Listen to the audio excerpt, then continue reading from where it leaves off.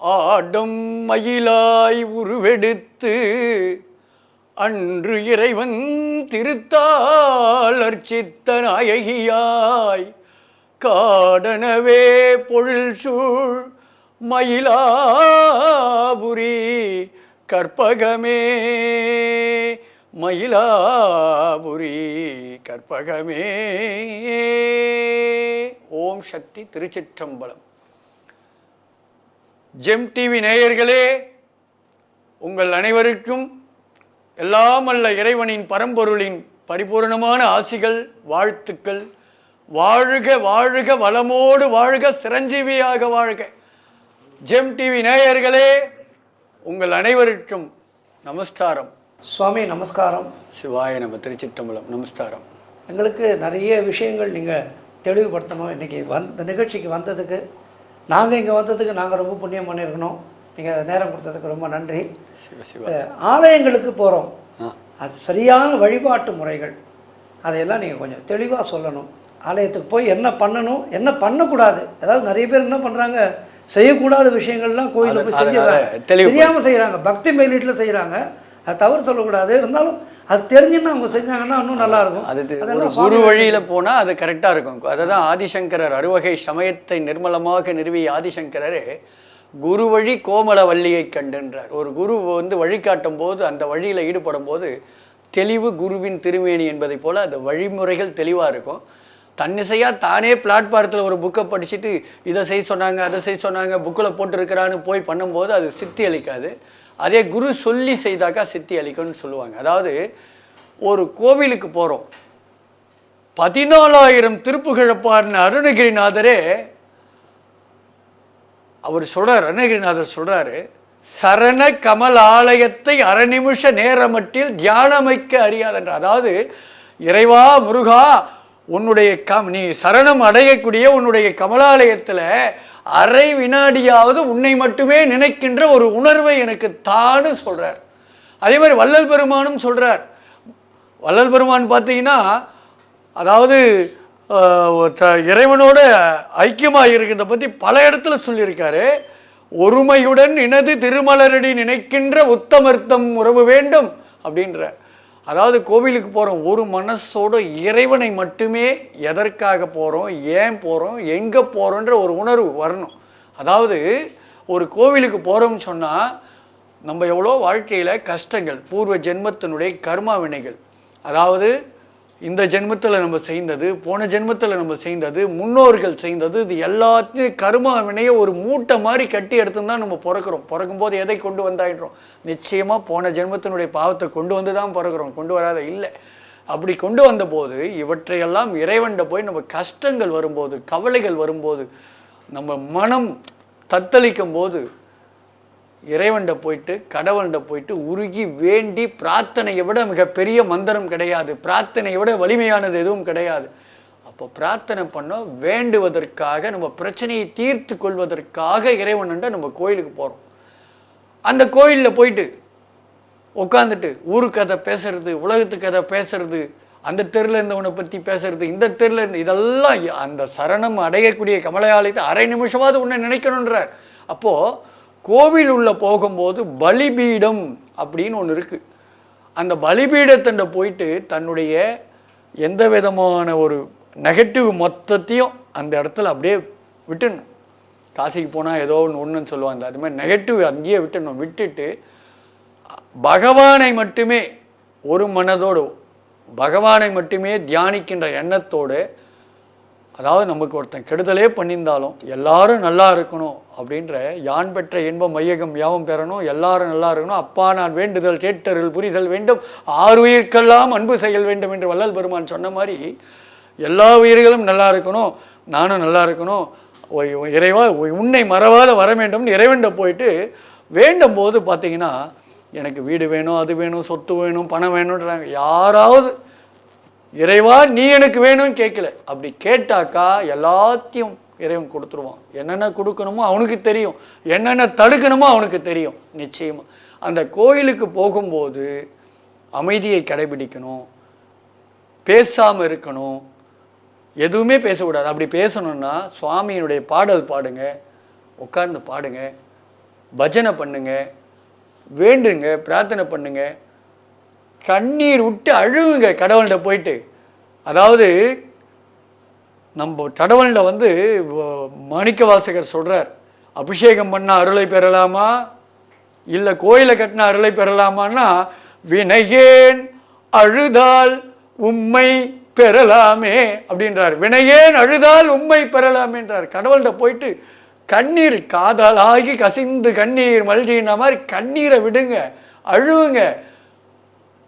எனக்கு மந்திரங்கள் தெரியாது, பூஜைகள் செய்ய தெரியாது, கதறி உருகி அழவும் தெரியாது, ஆனால் உன்னை நம்பினால் கைவிடப்பட மாட்டோம் என்பது மட்டும் உன்மேல் சத்தியமாக தெரியும் என்று சரணாகதி அடைங்க.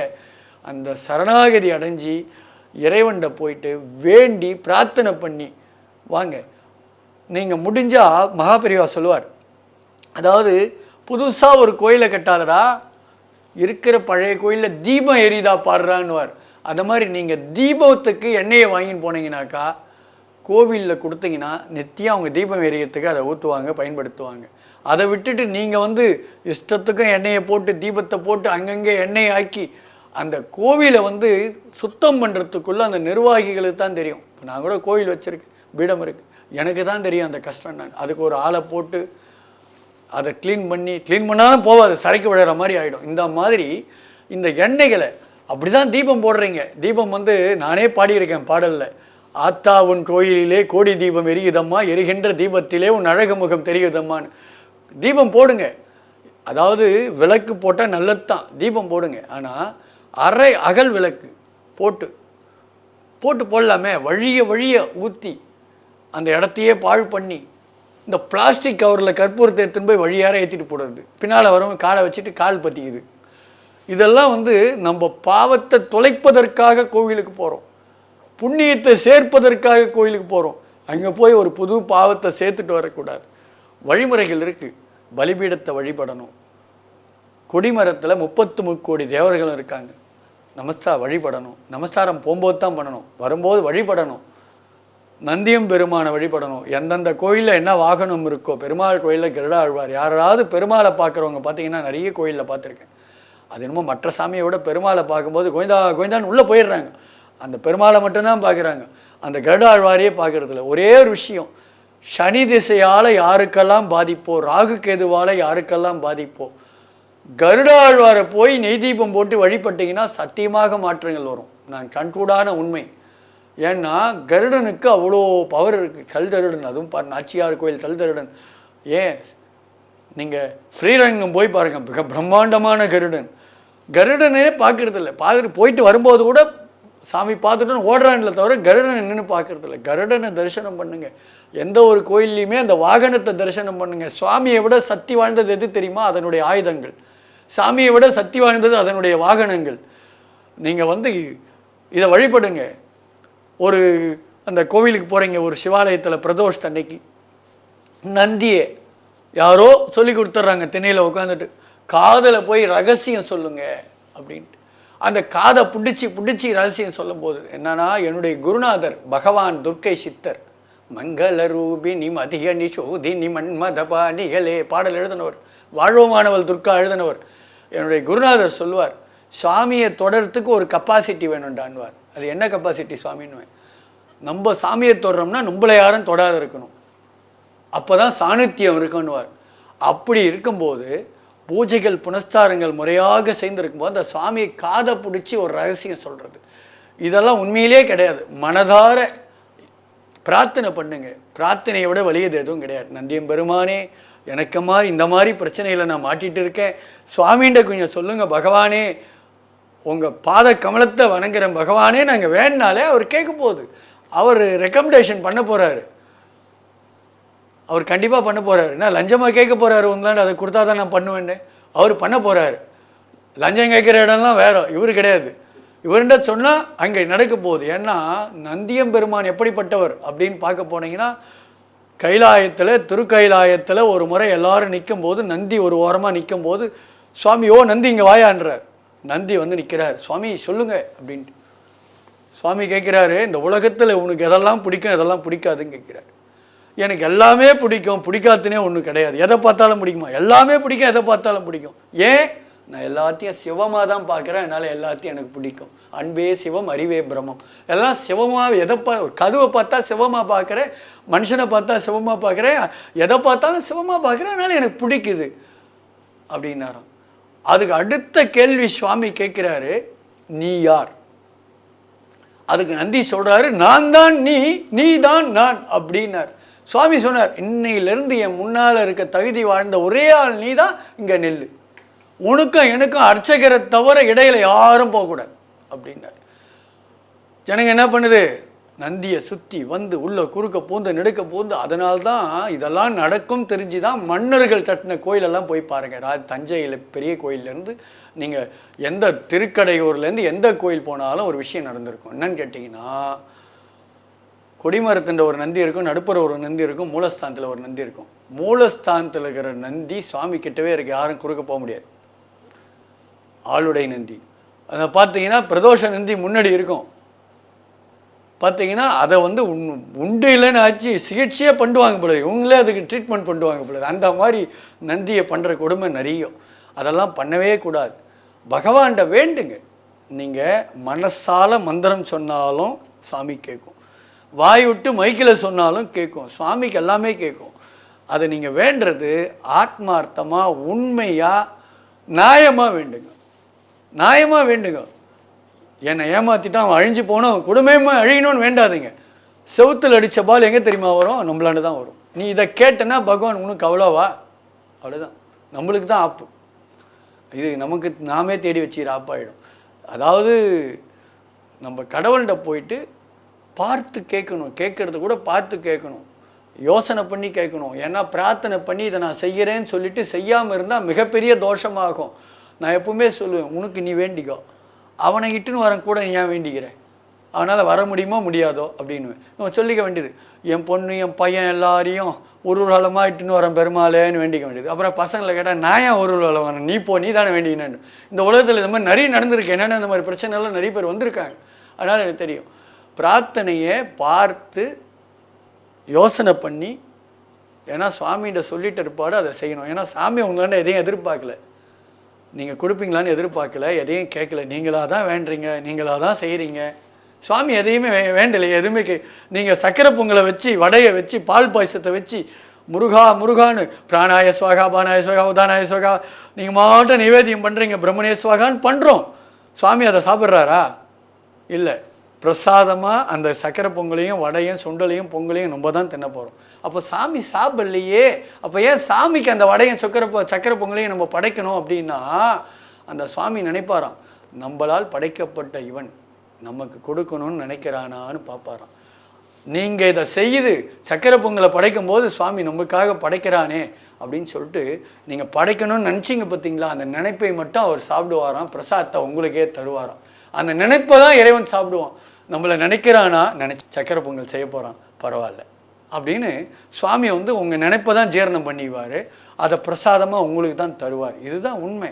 இதுதான் அதுக்காக நம்ம இறைவனுக்கு படைக்கணும். ஏன்னா இறைவனுக்கு செய்யணும். இப்போது நான் கூட தினந்தோறும் சந்தியாவந்தனம் பண்ணுவேன், தினந்தோறும் சூரிய நமஸ்காரம் பண்ணி, தினந்தோறும் முன்னோர்கள்லாம் வழிபட்டு, தினந்தோறும் சாப்பிடும்போது ஒரு உண்டை எடுத்து பகவானை நினச்சி வச்சு நீர் வளைவிட்டு தான் சாப்பிடுவேன்.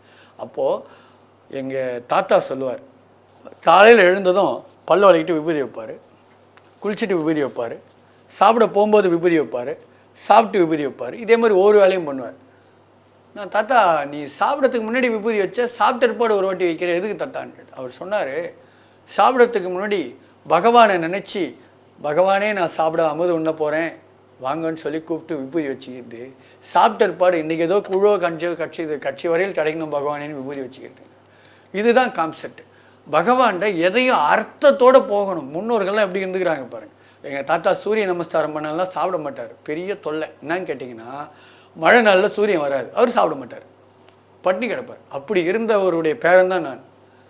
அதனால தான் இன்றைக்கி இந்த அளவுக்கு இருக்க முடியுது. அவருடைய பலம், முன்னோர்களுடைய அந்த பலம். இங்கே கோவிலுக்கு போனீங்கன்னா சுவாமி எல்லாம் ஒவ்வொரு சன்னிதானத்துலேயும் விழுந்து கும்பிடாதீங்க. எல்லாத்தையும் முடிச்சுட்டு கொடிமரத்துண்ட வந்து விழுந்து கும்பிடுங்க. ஒவ்வொரு சன்னிதானத்துலேயும் விழுந்து கும்பிட்டு அந்த நேரத்தையும் ஜனங்களுக்கு ஒரு டிஸ்டர்பாக பண்ணாதீங்க. கொடிமரத்தண்டை வந்து விழுந்து கும்பிடுங்க. நிச்சயமாக இறைவன் உங்களை எங்கே விழுந்து கும்பிட்டாலும் பார்ப்பாரு. அந்த கொடிமரத்தண்டை விழுந்து கும்பிடுறது தான் சரியான ஒரு விஷயம். அதே மாதிரி ஒரு முக்கிய கருத்து சண்டிகேஸ்வரர். இந்த சண்டிகேஸ்வரன் போயிட்டு அப்படின்னு வேண்டியது. தயவு செய்து அதுக்கு மேலே கேட்டால் அவர் செவிட்டு பிள்ளையாருன்னு சொல்கிறான் ஒருத்தன். இது வந்து என்னன்னு கேட்டேன்னா, நீ கோயிலுக்கு போயிட்டு வர, நான் எதுவுமே எடுத்துன்னு போகல அப்படின்னு கையை இப்படி தொடச்சி இப்படி பகவான்கிட்ட இப்படி காமிச்சிட்டு கையெடுத்து கும்பிடணும். கையை இப்படி தொடச்சி கையை இப்படி காமிச்சிட்டு கையெடுத்து கும்பிட்டு அப்படி போயிடணும். அதை விட்டுட்டு அப்படின்னு வேண்டியது நம்ம அதிகாரம். இந்த மாதிரியெல்லாம் பண்ணாதீங்க. தயவு செய்து சுவாமிகளுடைய பிம்பங்களை தொடாதீங்க. இதெல்லாம் பண்ணாதீங்க. தீபம் ஏற்றுங்க. ஒரிஜினல் நல்லெண்ணெய் இல்லைன்னா நெய். இதை தவிர்த்து மெழுகில் விற்கிறது, அதில் விற்கிறது, இதில் விற்கிறது, இதெல்லாம் வாங்கி எழுத்தி பாவத்தை சேர்த்துக்காதீங்க. தயவு செய்து பண்ணாதீங்க. 108 தீபம் போட்டால் தான் நல்லது நடக்குன்னு யாரோ ஜோசியர் பரப்பி விட்டுறாங்க. உடனே அந்த கோயில் ஃபுல்லாக சுற்றி தீபத்தை ஏற்றி எண்ணெயை ஊற்றி பாழ் பண்ணி இதெல்லாம் பண்ணாமல் டிசிப்ளைன். நீங்கள் வந்து நம்ம கோயில் 3 இடத்த வாழ்க்கையில் தூய்மையாக வச்சுருந்தா நம்ம உயருவோம். ஒரு இடம் படிக்கிற படிப்பு கல்வி கூடம், அறிவாலயம்னு பேர், ஞானாலயம் அறிவாலயம்னு பேர். அந்த இடத்த தூய்மையாக வச்சுக்கணும். அதுக்கு அடுத்தது தொழிலாலயம், நம்ம வேலை செய்கிற இடம் 2வது, அதை தூய்மையாக வச்சுக்கணும். 3வது தான் தேவாலயம். இதை தூய்மையாக, இந்த 3 ஆலயங்களை தூய்மையாக வைத்திருந்தாலே நம்மளை விட உயர்ந்த பொருள் உலகில் இல்லை. வாழ்க வளமுடன், வாழ்க வளமுடன்.